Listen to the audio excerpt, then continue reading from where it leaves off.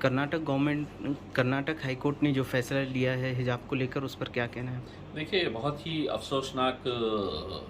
बात है कि कर्नाटक हाई कोर्ट ने ये फ़ैसला सुनाया है। लेकिन ऐसा नहीं है कि ये कोई एक अंतिम फ़ैसला है। इसको नाराज़गी जताने का अधिकार मुझे इसी कर्नाटक हाई कोर्ट के एक सुप्रीम कोर्ट,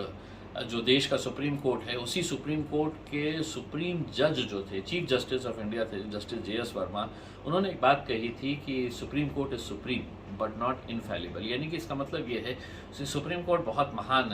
है, लेकिन वो गलती नहीं कर सकता, ऐसा नहीं है। ये तो कर्नाटक हाई कोर्ट का जजमेंट है।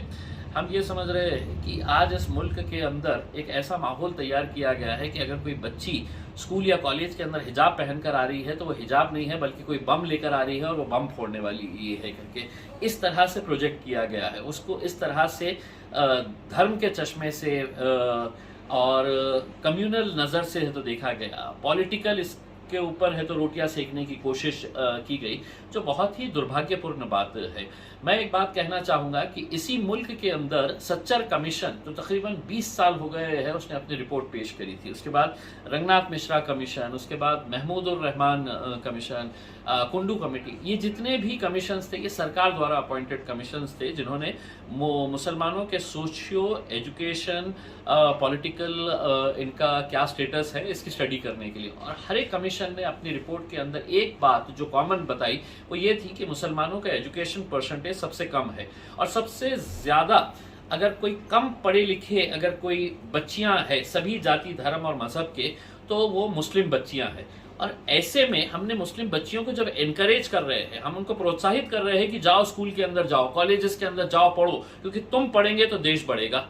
जब हम उनको ये कह रहे हैं तो अब अदालत ये कहती है कि नहीं, तुम आओ तो हम जो कपड़े पहन कर, देखिए यूनिफॉर्म कोड हो सकता है स्कूल के अंदर कॉलेजेस के अंदर, उसका आदर करना चाहिए, लेकिन अगर कोई बच्ची अपना सर ढक कर आना चाह रही है, कोई हिजाब पहन कर आना चाह रही है, तो उसको आप कैसे रोक सकते हैं? और अगर आप उसको रोक रहे हैं तो जिस पार्लियामेंट के अंदर मैं जाकर बैठता हूँ, जहाँ पर इस मुल्क के कानून बनाए जाते हैं, वहाँ पर कई मेरे ऐसे राजपूत समाज की, कई मेरे ऐसे राजस्थान से आई हुई बहनें हैं जो अपने सर के ऊपर का घूंघट है तो हटाती नहीं है, वो वहाँ पर बैठती है, घूंघट के साथ बैठती है, उन्हीं के बाजू कोई शलवार शर्ट के अंदर बैठता है। इसमें आज सड़क के ऊपर देख लीजिएगा, कई बच्चियां हमारे को ऐसी है जो शॉर्ट्स के अंदर मिलेगी, जो जीन्स पहनकर घूमती है, जो फटी हुई जीन्स पहनकर घूमती है, जो स्कर्ट पहनकर घूमती है, जो साड़ी पहनकर घूमती है।